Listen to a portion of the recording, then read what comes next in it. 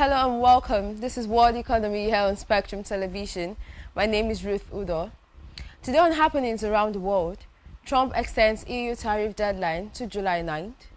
Hong Kong IPO fundraising soars in 2025. Indonesia to launch economic stimulus to boost consumption. Plus, gold falls as Trump postpones tariffs on EU. We'll look at these and more on World Economy. Do stay with us.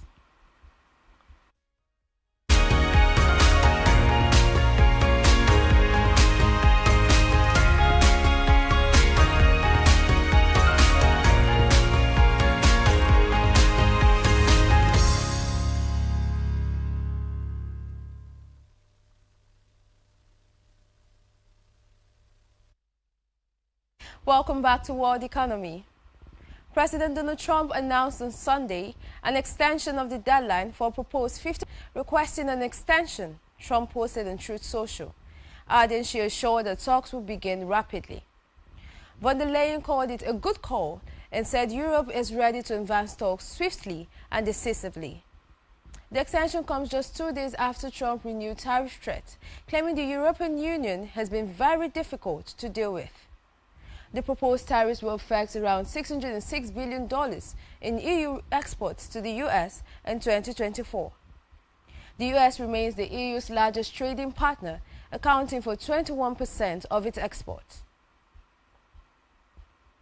In China, Premier Li Qiang told Chinese enterprises in Indonesia on Sunday that Beijing is fully prepared for external shocks and remains confident in sustaining its economic recovery. At a symposium with major companies such as Huawei, SAIC and TCL, Li noted that foreign trade has shown strong resilience in 2025. He also acknowledged growing global economic challenges, including disrupted supply chains and rising trade barriers, but said China is countering this with intensified macro policy adjustments. Li added that China is preparing new, possibly unconventional, policy tools to stabilize employment and support growth. He emphasized support for Chinese enterprises overseas, promising stronger policy backing and a more favorable environment. Hong Kong's initial public offer fundraising has exceeded $76 billion so far this year, a seven-fold increase year-on-year and nearly 90% of 2024's total, according to Financial Secretary Paul Chan. Writing in his blog, Chan highlighted Hong Kong's role as a super connector between China and global markets, especially amid external uncertainties. Two major financial forums held last week boosted market activity, attracting foreign investors looking to expand their presence in Asia. The city also hosted the world's largest IPO of the year. Additionally, the Hong Kong Investment Corporation's inaugural International Forum for Patient Capitals helped tech companies connect with long-term investors. Following the May 23 enactment of a company redomiciliation ordinance, a major global insurer announced plans to relocate its registration to Hong Kong. Chan said recent market performance and growing international business interest reflect investor confidence in the city. Still in Asia, Indonesia plans to announce economic stimulus measures on June 5th to revive activity and boost purchasing power to raise GDP growth to around 5% this quarter. The measures scheduled to launch before the school holiday in late June are intended to provide momentum to household spending, a top minister said. Key incentives include a 50% discount on electricity bills for approximately 79.3 million households and food assistance for 18.3 million lower-income households in June and July. The government also plans to distribute cash transfers to low-income workers and offer a discount on work accident insurance for those employed in labor-intensive industries. To support the tourism sector, authorities announced planned discounts on airfare, train and sea transportation fares during the school holiday period, along with reduced toll rates on highways in June and in July. Indonesia's GDP grew by 4.87% year-on-year in the first quarter of 2025, the lowest since the third quarter of 2021.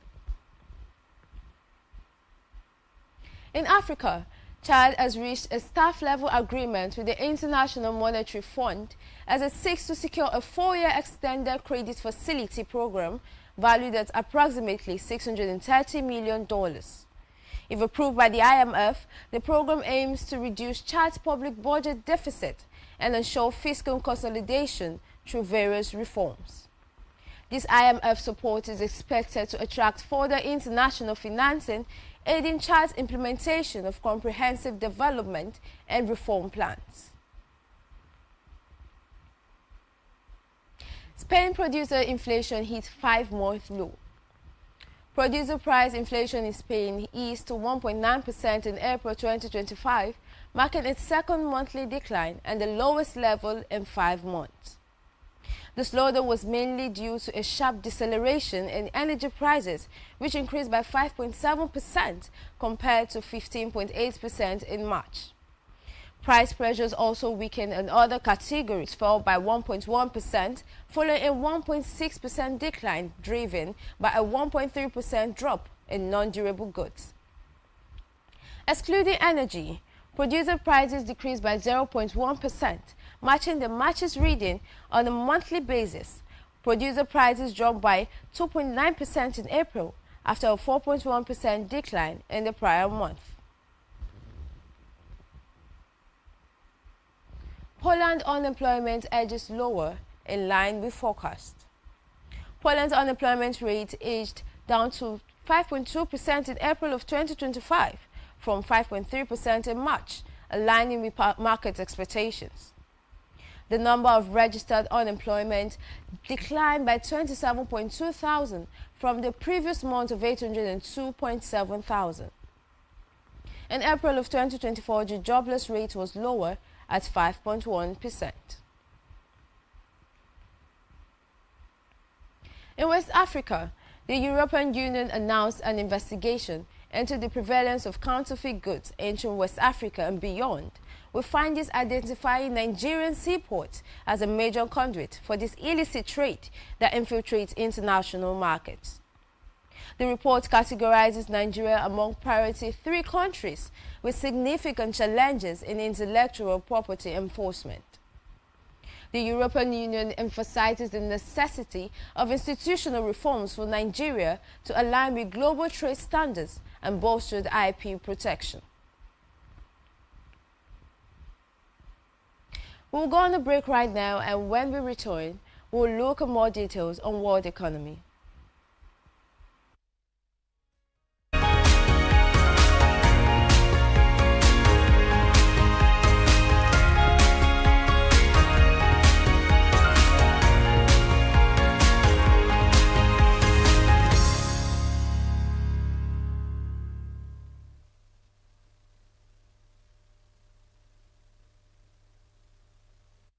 Back to world economy, and now to the markets. The euro edged higher towards $1.14, its strongest level in about a month, after President Trump announced a delay in the planned 50% tariff on EU imports.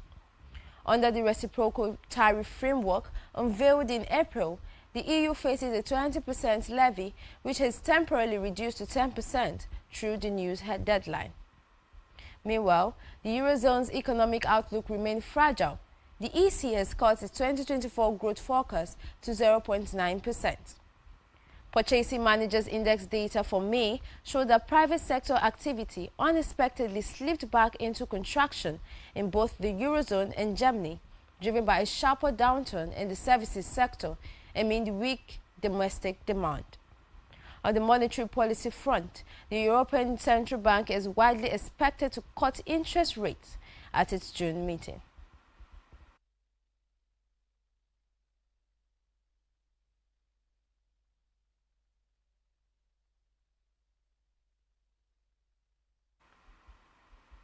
Now to the markets of the FX update.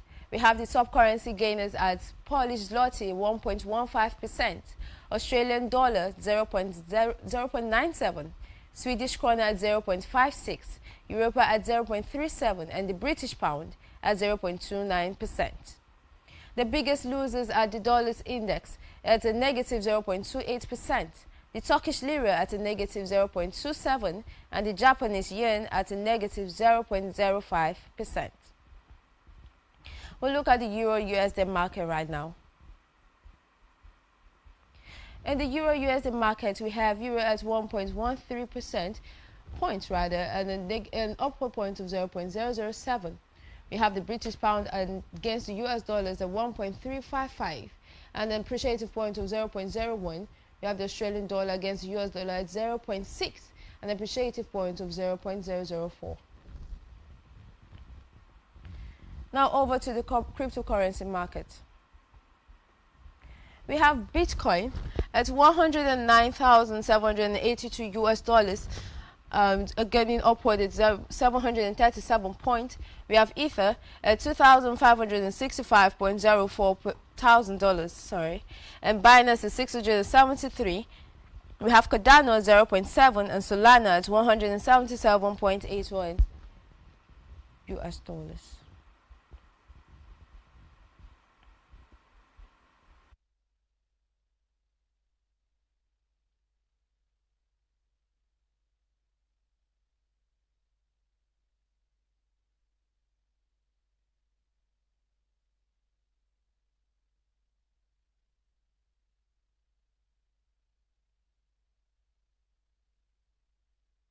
Now to the commodity market.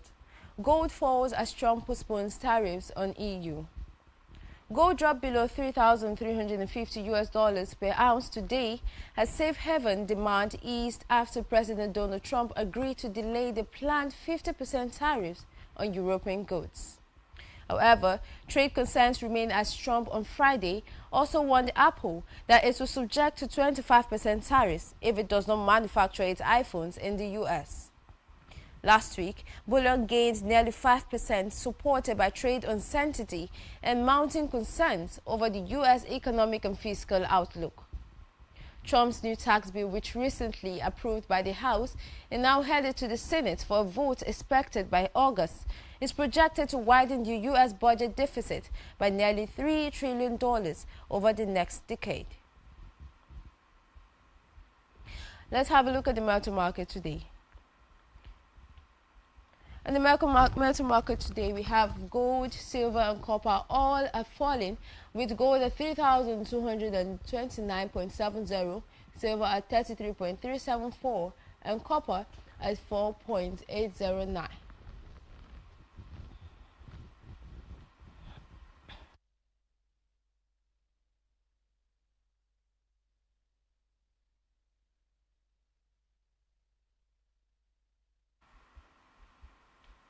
Oil rises after Trump delays EU tariffs. WTI crude oil futures rose to around 61.7 US dollars per barrel today, marking a second consecutive session of gains after President Donald Trump announced a delay in imposing steep tariffs on European goods. Oil prices were also supported by rising geopolitics in the Middle East. Israel's military said on Sunday that it plans to capture 75% of the Gaza Strip within the next 2 months, raising concerns about a broader regional conflict. In addition, reports of limited progress in U.S.-Iran nuclear talks are still on markets. Let's look at the energy market for today. In the energy market, we have crude oil H1, but with natural gas all falling except for coal. Let's have a look at the agricultural market.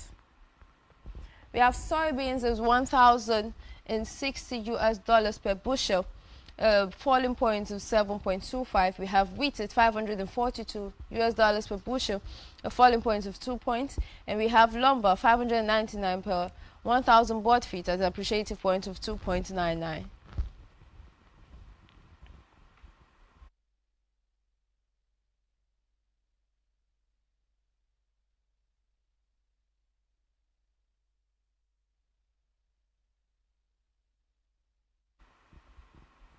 To the equity market, South African stocks at record highs.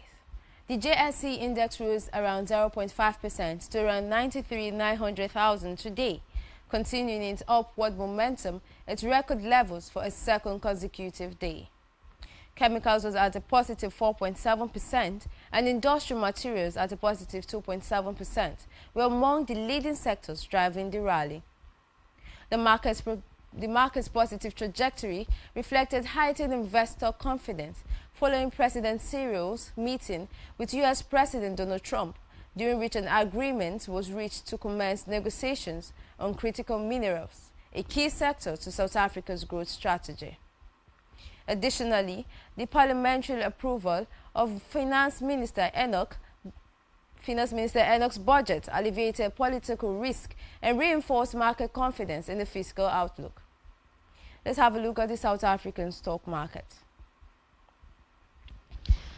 In the South African stock market today, we have Richmond at 343,694 points, gaining at 3,264.0. We have Naspers at an index level of 520,712, and we have Goldfields at 39,872 index level, falling ever at a negative 1,006. We have Festrand at 7,330 index level, gaining at a 130 points.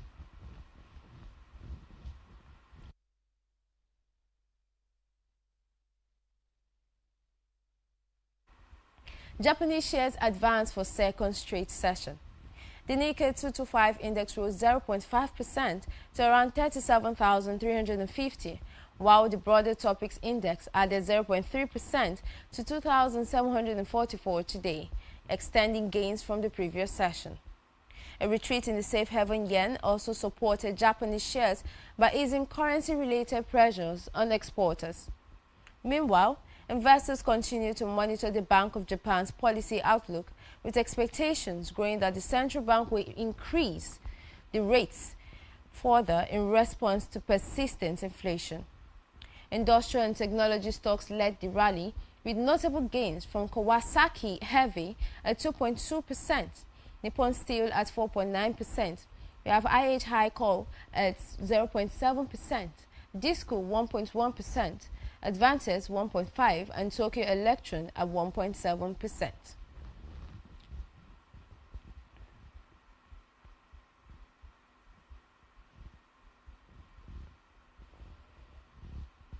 That is for today on World Economy. My name is Ruth Udo. Remember, stay informed, stay ahead, and I'll see you next time.